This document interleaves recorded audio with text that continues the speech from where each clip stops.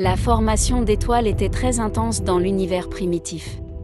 Les sites de formation d'étoiles sont également appelés pouponnières stellaires, car ils offrent un environnement protecteur aux étoiles naissantes pour qu'elles deviennent grandes.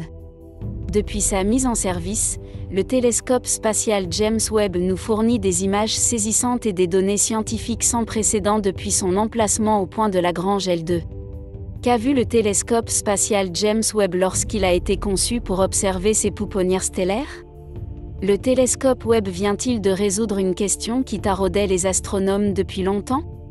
La vitesse de la lumière dans le vide est limitée à 3 millions de kilomètres par seconde. Cela signifie que la lumière provenant, par exemple, d'une galaxie lointaine ne nous parvient pas immédiatement. Il faut un certain temps pour que la lumière de cette galaxie nous parvienne. Cela signifie que lorsque nous voyons une galaxie, nous regardons en fait dans le passé. Nous ne voyons pas la galaxie telle qu'elle est aujourd'hui, mais telle qu'elle était dans le passé.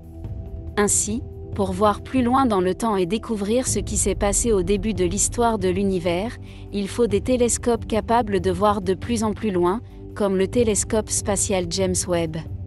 Dans les toutes premières galaxies qui se sont formées dans l'univers, il y avait beaucoup de formations d'étoiles. La formation d'étoiles entraîne un type particulier d'émission d'hydrogène. Appelons cela l'émission d'hydrogène précoce. Mais rapidement, au cours de la phase suivante de l'évolution cosmique, un gaz d'hydrogène neutre a enveloppé ces sites de formation d'étoiles. Ce gaz a absorbé l'émission précoce d'hydrogène.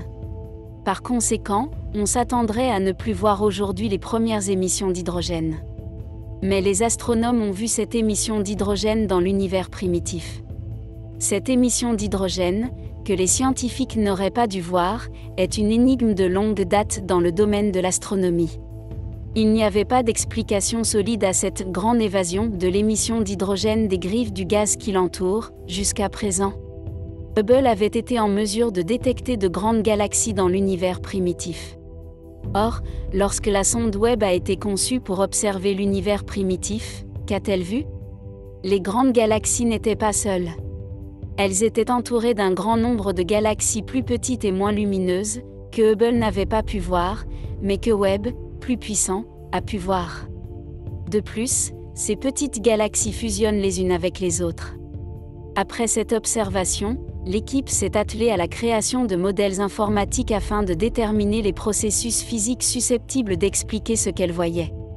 Ils ont constaté que la fusion de galaxies plus petites entraînait l'élimination du gaz d'hydrogène neutre de la voie d'échappement des premières émissions d'hydrogène. Mais ce n'est pas tout, les fusions elles-mêmes ont également produit une forte émission d'hydrogène. Ainsi, le télescope spatial James Webb, en voyant ce que Hubble ne pouvait pas voir, a pu résoudre l'énigme de l'observation de l'émission d'hydrogène dans l'univers primitif. Quels autres mystères le télescope Webb lèvera-t-il au cours de son voyage dans l'immensité de l'espace? Et quelles nouvelles découvertes Webb fera-t-il? Seul l'avenir nous le dira. Si cette vidéo vous a intrigué, appuyez sur le bouton « J'aime » et n'oubliez pas de vous abonner à Orbit. Cliquez sur l'icône de la cloche pour être tenu au courant de l'évolution de la situation et découvrir d'autres mystères.